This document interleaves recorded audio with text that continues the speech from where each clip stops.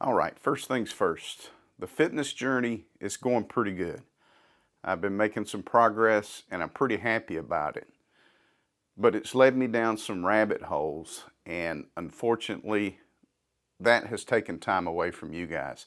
I haven't been watching y'all's videos as much and being able to engage, but I've been researching some things that's it's got me kind of questioning how I'm going about things. So let's go outside and talk about it.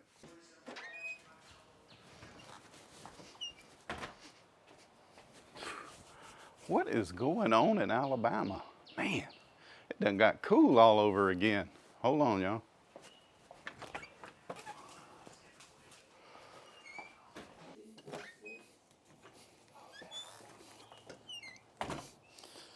There, this is better. I don't know if y'all ever watch Peter Lindgren on YouTube. He's from Sweden, and I bought this hoodie from him. It's the first ever imported Prime gear from Peter Lindgren in the United States. And I got one, so gonna keep me warm while I try to film this today.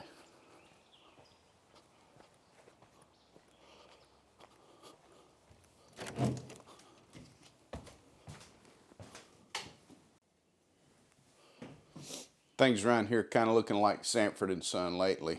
I had some lawnmower work I had to do. It sat out in the yard for a while, being unattended to.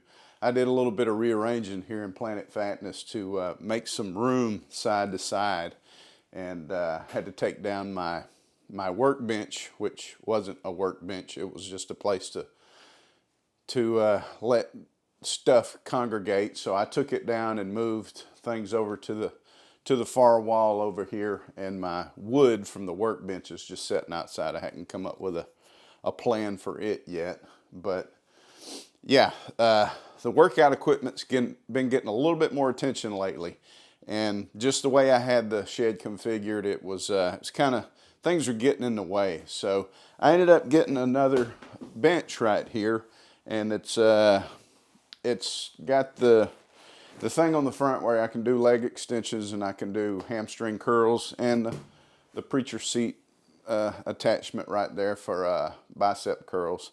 So that gives me a little bit more capability in here. Things I can work out, more muscle groups I can focus on, and it's been very helpful. I've been down here more lately, and I've been getting some good sets in, good workouts in lately. My weight has come down pretty good. Probably a couple months ago, I was 217, 220-ish, depending on what time of day I weigh myself. And over a couple weeks, I dropped some weight pretty fast. I think I got a little bit sick and was dehydrated, and my weight come down 213, 214 real quick, just over several days. And it kind of stayed there, and I was able to continue to drop weight till I got around about 210. And I'm hitting a little bit of a bottleneck around 210. Sometimes I get up in the morning, I'm 209. By the end of the day, I'm back up around 211. Sometimes I can weigh myself fully clothed and can be below 210, but it seems like that's been a bit of a sticking point for me. I've been hovering around 210 for the last couple weeks, and I've been keeping track of macros. I got an app on my phone that I keep track of all my meals and how many calories I take in, how much protein, carbohydrates, and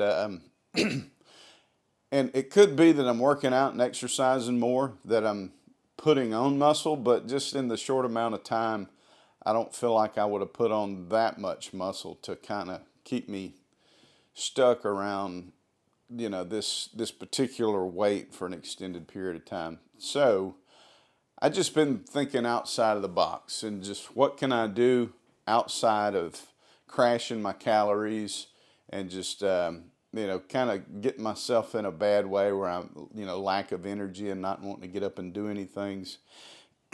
And my doctor in the past had prescribed me Wegovy, and I was just telling him I was having a hard time with diet, and, you know, the hunger cravings and all that stuff. But he prescribed it to me, and, you know, he was very willing to do it.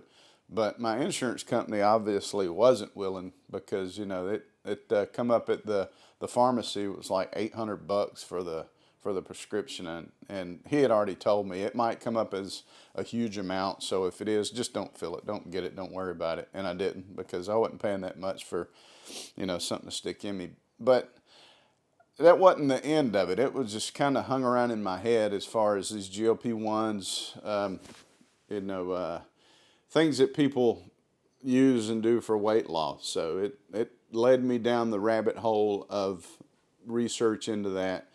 And, you know, what I found, there's different iterations of this type of peptide.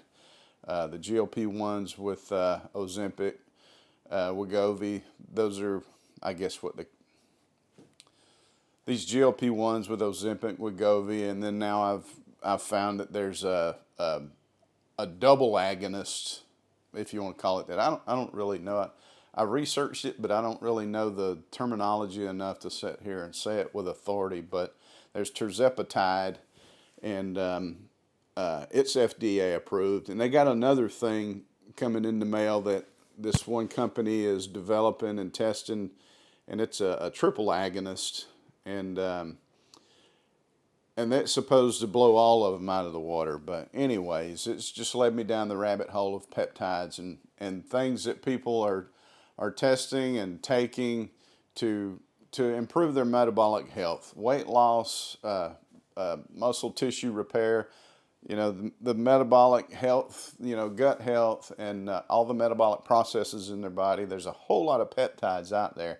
And not saying I really want to go injecting myself with stuff that's not prescribed by a doctor, but it has led me down a rabbit hole of you know, is this stuff trustworthy? I mean, will it work? And can I find it for, you know, less than a mortgage payment? So, you know, it's just kind of been consuming my thoughts. You know, my health and wellness has been a bit of an obsession for me lately, keeping track of my weight, blood pressure, glucose levels, and all that stuff.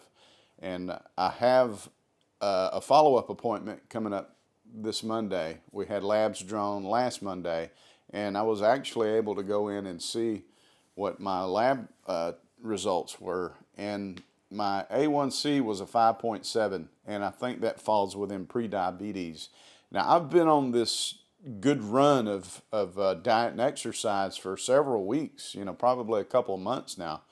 And I was a little bit disappointed in the A1C number. And, you know, it kind of got me a little irritated and disappointed, and made me want to, you know, I guess maybe take drastic measures, but, you know, I wouldn't say drastic, but, you know, to go the extra mile to try to get my metabolic health and all my blood markers and everything within a healthy range to be a 53-year-old male. So, you know, I guess just wanted to update everybody where I'm at, what's been going on. Oh, and the what was that? The stress test about the bundle branch block. It was the right bundle branch block, which is less significant than a left bundle branch block. And I think this is just nerves within the heart that cause contractions and stuff. But, you know, the cardiologist said that there wasn't really much to be concerned with. Live healthy by all means, but there was no evasive maneuvers to take to try to correct this. I think it's there. It's going to continue to be there, and just live healthy. He said continue to take atorvastatin, and that's another thing that, you know, it's controversial. So I'm going to continue taking it, but I'm going to ask my doctor if he can dial it back, the dose on it, because I've also heard in research that atorvastatin can increase your A1C some. So I'm going to discuss that with him, see if we can dial back the atorvastatin, and see if that'll affect my A1C, and maybe get an advanced lipid panel to really dissect my cholesterol. By that test, all my cholesterol levels look good. Triglycerides and HDL. The ratio of those falls under 2, so it's those are good. LDL is in a good place. Total cholesterol is in a good place. But sometimes that atorvastatin will do things in your body to make all those look good where there could be some underlying issues. And inversely, there could be, without that medicine, your cholesterol levels might look horrible, but without the advanced lipid panel, you don't know that you're actually in a good place where all the other numbers look out of whack. But anyway, cholesterol looks good, but I still want to talk to him about it. A1C's, it's 5.7. Some people think that's great, but I want it to be out of the red. I want it 5, 6, and below.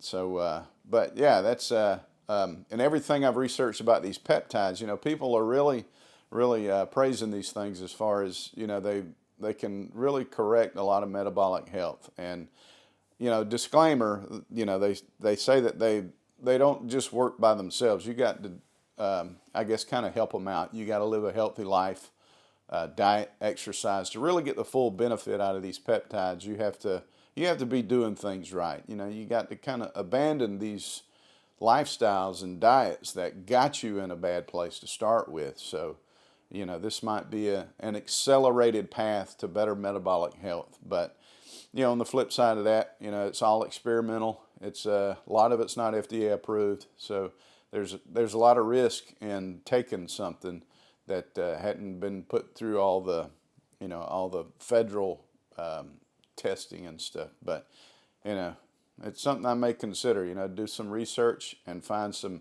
very, very reputable sources, and I may take that route just to see what it does. If it gives me more energy, helps me lose fat a little faster, and just get rid of this visceral fat and put on some muscle. Lose fat, gain muscle at the same time.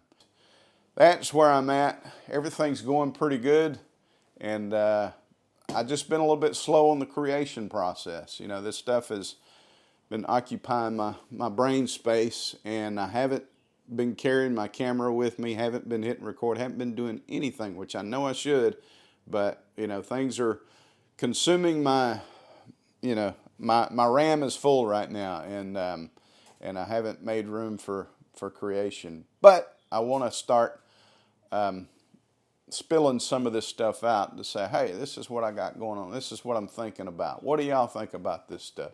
Would you do it this way? You do it that way? And maybe just record it and get some feedback from you guys to let me know, am I an idiot, or like, hey man, go for it. But I appreciate y'all for watching, and let me know what y'all think about anything I said here.